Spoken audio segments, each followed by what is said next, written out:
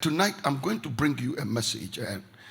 It's a difficult message to take because our tradition does not accept that message. Leviticus chapter 25 from the verse number 10 will help me to say what I want to say. It says that the Jubilee shall be the 50th year. And you shall hallow the 50th year and proclaim liberty throughout all the land unto all the inhabitants thereof.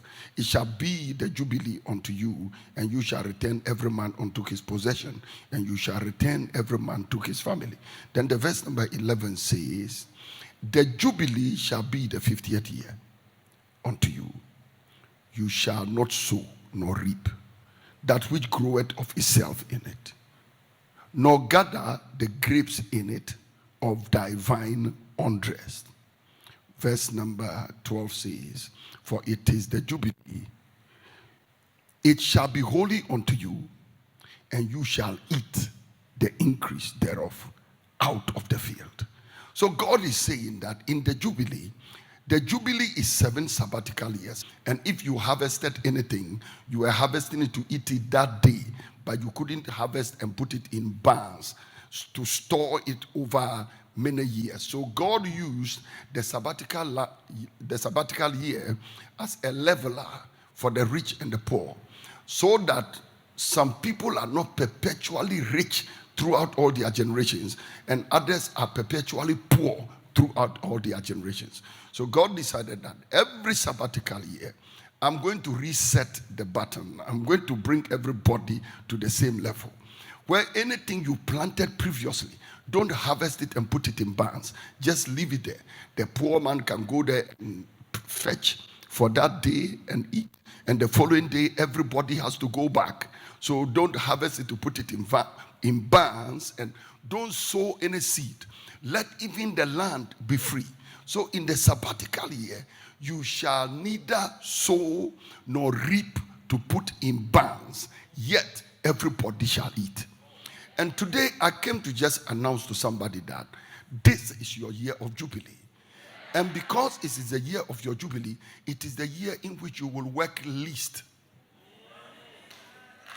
Now, watch this. You may not understand me, but even some of the news we are hearing around, viruses, whatever, everything. I was thinking about it. The situations and the things we are going through may not allow us to work the way we are supposed to work. Nevertheless, you will eat. Can I announce to you that this will be your most prosperous year? Your most blessed year. Anytime I'm reading the Declaration 2020 of EAM, I mark the year of Jubilee in 2020. When I reach this line, I reap where I did not sow. In the year of the Jubilee, when I get to this line, I feel a little bad, though I crafted this Declaration 2020. I feel bad. I'm like, why should I reap where I didn't sow? Because they present people who reap where they didn't sow, they present them as charlatans, thieves, crooks, lazy people.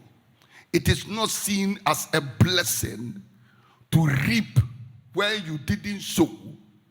But I will prove to you tonight that every one of us here, the real thing you call a blessing, you actually reaped where you didn't sow.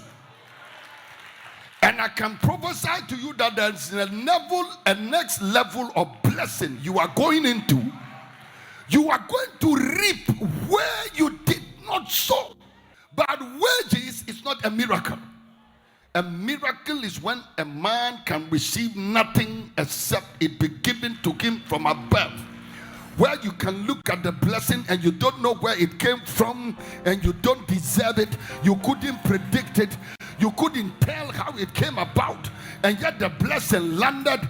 And I came to tell somebody right now, maybe you are unemployed, but you will be like the 4 lepers at the gate of Samaria. Anybody that can shout, that blessing is coming upon you. You will reap where you did not sow. You will possess a house you did not build. Come on, scream like I'm talking to you.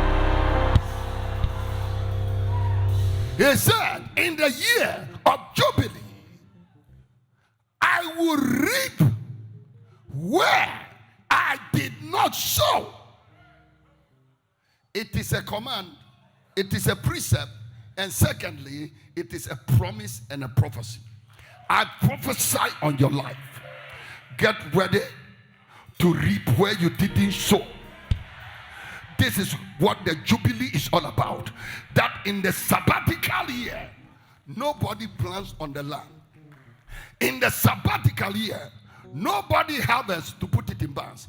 That means in the sabbatical year, your account may be dry because you are not supposed to be having things in abundance in the barns. Yet every day, God will open the windows of heaven and pour out a blessing upon you. Come on, scream like your voice is yours. Now, you know, people like these words of Jesus Christ when Jesus Christ makes statements and says, what shall it profit a man if he shall gain the whole world and lose his soul? Religious people like these kind of scriptures. But you see, the real scriptures Jesus Christ armed us with to use to be relevant in this world and to make the difference. Most of the time, we don't use those scriptures. We like the scriptures Jesus gave, like narrow is the way that leads to eternal life. We like those ones.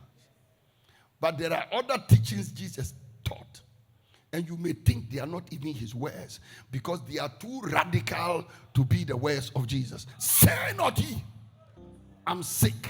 Say not ye, I have no house. Say not ye, I am broke. Say not ye, I am a failure. Say not ye, my family is broken. Say not ye, I am divorced. Say not ye, I have no child. Say not ye, I am unemployed. Say not ye, I have no miracle. Say not ye, my life is broken. Say not ye. Say not ye. Because death and life are in the power of the tongue. If you want to enjoy the Jubilee, say not ye. Stand still. See the salvation of the Lord. Say not ye. The battle is not to the swift. It's not race. It's not to the swift. Battle not to the stronger. Favor is not to the men of skill. Say not ye. Say not I'm not educated. Say not I have no skill. Say not I'm unemployed. Say not I'm a black man. Say not I live in Ghana. Say not ye. Say not ye. Say not ye. From today, stop saying that. Say not ye. Say not I'm broke. Say not I'm sick. Say not I'm confused. Say not I have no helper. Say not ye. Say. One of the first things you have to do in 2020 is to set a watch over your mouth. Be careful with your mouth. You are not broke. It's your mouth that is broke. You are not sick. It is your mouth that is sick. You are not ungodly. It is your mouth that is ungodly. The day you change your words, your destiny will change. The day you change your words, your situation will change. Come on, scream in the building like I'm preaching. Keep quiet and listen to sense. I'm about to tell you something that is superior to what you are saying. For your ways are not my ways. Your thoughts are not my thoughts. As the heavens are higher than the earth, so are my ways higher than your ways, and my thoughts higher than your thoughts.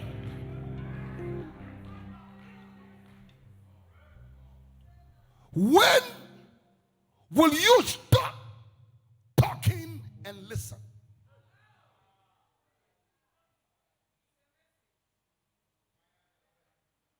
Stop. My church is not growing. Shut up. Say not ye. Say not ye. Say not ye. I'm broke. Shut up. I'm sick. Shut up.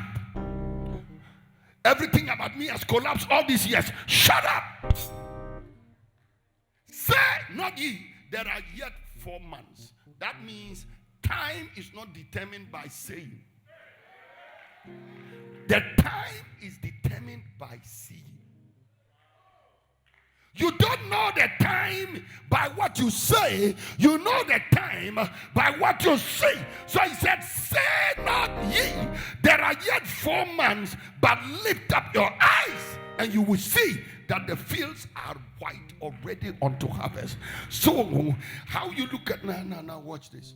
How many of you notice that anytime you are looking at time, it's not what your mouth says, but it's what your eyes see? But why is it that your life is controlled by your mouth? Why is your life controlled by your mouth? You use your mouth to control. And the most stupid one is when you allow other people's mouths to control your destiny. So say not ye. Some of you have kept quiet, and what others are rather saying. So you have kept quiet. You are saying not ye, but you are allowing them to say. So if he's saying say not ye, then God prohibits them from also talking. So say not me, but you to say not ye. That means I will not say anything negative about myself. And I also deny you the right to say anything negative about me, anything negative about myself. I don't permit a doctor to say I will die. I don't permit a banker to say I am broke. I don't permit a lawyer to say I am guilty. I don't permit a doctor to say that my life is over. I don't permit a doctor to say, a lawyer to say that my marriage is broken down. I don't permit a senior pastor to tell me I will never prosper in ministry. I permit no one to say, God has spoken once and twice have I heard this. It is the counsel of God that shall stand. What God says in my life is what will happen from today. Say not ye. Say not ye. Don't say, because the tempting to say is always great. Because you are looking at it, and in reality, it is 4 months to the harvest. So what God is saying is that stop saying the reality. Stop saying the reality. What God is saying is that if you go and stand in front of a scale and measure yourself, and your height is 6 feet 2 inches, stop saying you are 6'2".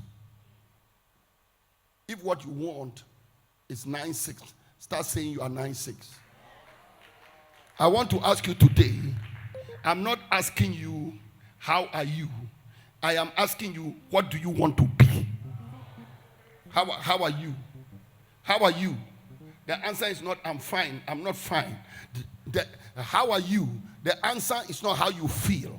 How are you? The answer is, what do you want to be? Am I talking to somebody at all?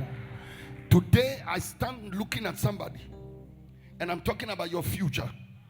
I'm talking about you 2 months from now. I'm talking about you 1 year from now. I'm talking to somebody's destiny. I'm talking to somebody's spirit. I'm talking to the intangible part of you. I am talking to the not yet arrived part of you. I'm talking about the part of you that you have not yet arrived at. But I'm calling those things which be not as though they were. I came to tell somebody right now, something is changing about you. Something is changing about your destiny. In the realm of the spirit, God is arranging everything for you. And if you can shout the loudest shout, your blessing is upon you. Say not ye. Now, say not ye.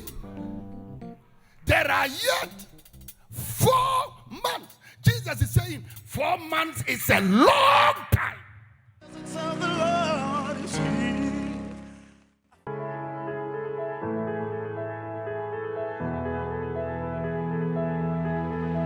Eastwood Anaba stepped into our school since 2016, and they have been here one way or the other have influenced both the students and the staff. They also have more or less a package for yearly, the girls that excel or do better, they sponsor them to the senior high level. Eastwood Anaba Ministry, their being here is a blessing to both the school, the teachers, and the entire community. Presence of the Lord is here. 50 years is a long time. What he's saying is, don't say there are yet 4 months. He's saying you have suffered for too long to wait for another 4 months. He said, can't you see? Can't you see your blessing cannot delay for 4 months? Can't you see your miracle cannot delay for 4 months? Can't you see you have suffered in that marriage for many years with our children, and you cannot wait for another 2 months before you can conceive? Can't you see that you have been broke for too long? You cannot be waiting for 4 months. He said, I have seen you, I've remembered you. 4 months is forever. 4 months is a long time. Don't say there are yet 4 months, then the harvest will come. This is your jubilee, and you don't have to wait for 4 months. Behold, I say unto you, lift up your eyes and look. Lift up your eyes. Now. When I say lift up your eyes, by the time you lift up your eyes, it means there are some things you won't see again. If I lift up my eyes like this, it means all of you standing here, I will not see you. If there is a clock here, I will not see it. What I'm saying is, stop looking at your contemporaries. Stop looking at your region. You know what? Many years ago, I forgot I live in Bogatanga. One day somebody asked me, where do you live? What is your address? Do you live in Accra? I said no. Do you live in London? I said no. Do you live in Kumasi? I said no. Do you live in Bogatanga? I said no. Where do you live? I said, in him I live. In him I move. In him I have my being. Listen to me, people. Lift up your eyes. Lift up your eyes. Stop looking at your contemporaries. Stop looking at the people you were born with. Stop looking at your environment. Stop looking at Ghana. For the earth is the Lord's and the fullness thereof. Lift up your eyes and look at the one that sits on the circles of the earth. For promotion does not come from the east, nor the west, nor the south, but God is the judge. He puts that one and lifts up another. Stop looking at yourself. Don't look at yourself. Stop looking at your body. Stop looking at your bank account. Lift up your eyes. Lift up your eyes. May God give you the spirit of revelation. Stop looking at things with your physical eyes. Stop looking at the natural level. Stop looking at the natural sight. I pray in the name of Jesus. Lift up your eyes. Lift up your eyes. Lift up your eyes above the natural. Lift up your eyes above what you can see. Lift up your eyes above the temporal, the tangible. I pray in the name of the Lord Jesus. Don't look at the things that are seen, for the things that are seen are temporal, but the things that are not seen, they are eternal. For we walk by faith and not by sight. Lift up your eyes. Lift up your eyes. Lift up your eyes. Open your eyes. Look well. You are not what they say you are. You are not going where they say you are going. Lift up your eyes. Lift up your eyes. Lift up your eyes. Lift up your eyes. Lift up your eyes. Your blessing is not next year. Your promotion is not 2 years from now. Lift up your eyes. Your blessing has arrived. Your promotion has arrived. Your miracle has arrived. Come on, clap your hands and praise. There are 4 months, and then the harvest is that you have to plant the seed, and then you wait for the harvest. So from the time of planting the seed to the time of the harvest, you have the 4 months. So Jesus is saying, don't say that, because you see, this process is about to change. The reason the fields are white already unto harvest is that I am going to remove the sowing phase of your life, where you will not sow. From where you are standing, you will just jump into the harvest. So when we say in the year of Jubilee, I will reap where I did not sow, it means that this year you are about to harvest a harvest you didn't sow. And then I'm like, so Jesus actually talked about wages. And he talked about everlasting life. We make it sometimes look as if when Jesus came to the earth, the only thing he talked about was everlasting life. But Jesus is saying, no, in my salvation package, in the things I deal with you, I deal with eternal life, and I also deal with wages. I pray, anybody in this room who has eternal life, may you receive your wages in addition. People will tell you, as long as you have everlasting life, it is okay. And I like some of the songs we sing. If you have Jesus, you have everything. He will give you joy. I am happy. He has given me joy too. If you have Jesus, you have everything. I pray you have Jesus, but may you receive wages in addition. The Bible says, seek ye first the kingdom of God and his righteousness, and all these things, including wages, shall be added unto you. He said, he that receiveth wages. But we are very happy when we work. And they call us patriotic, hard-working people. So that guy can work like a bull. Are you even happy they are comparing you with a bullock? When God cursed a man, he now said, now you are cursed. And from the sweat of your head, you will eat. That means some kind of working and sweating is a curse.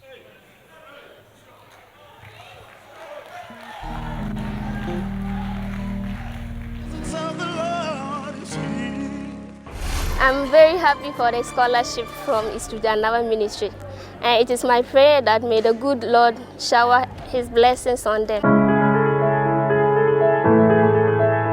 The Eastwood Anaba Ministries Social Transformation Wing has, over the past couple of years, embarked on various social intervention programs around the country to assist in the drive to alleviate poverty and spread the love of God. We are your eyes that see the deprived. We are your ears that hear the cry of the widow and of the orphan.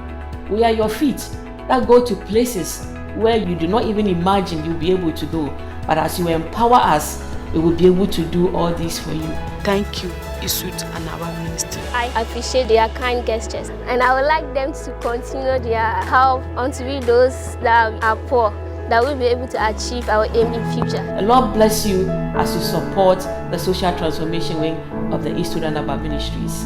Thank you.